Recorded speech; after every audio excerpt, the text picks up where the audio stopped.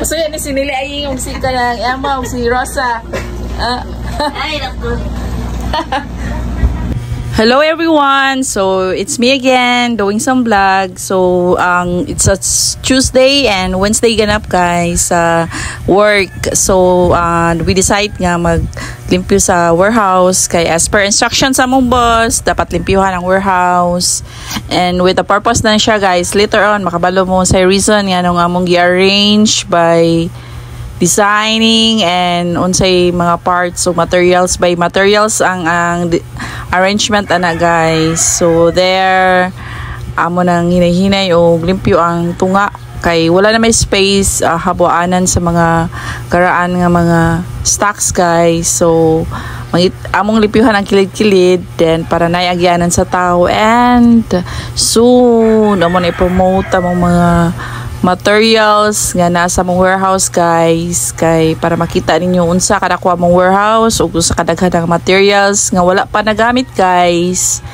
Soon sa TikTok, sa Instagram, sa Facebook amo nang i-promote guys. So there ang mga tao nag-helping hand gyud na sila guys. Walay tapulan diha nga lugar.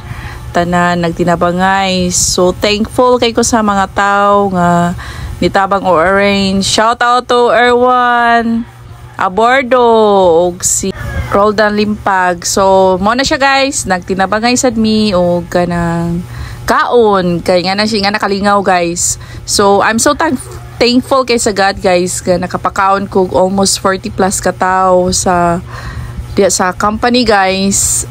Bitog wala bisag wala na siya kana announcement or permission sa among boss.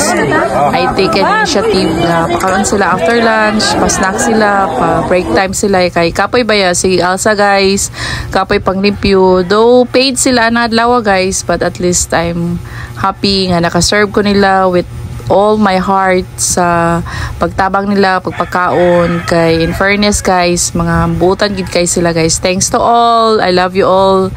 And happy weekend, happy Halloween, happy All Souls Day, happy All Saints Day sa tanan. Thank you guys for watching on my vlog.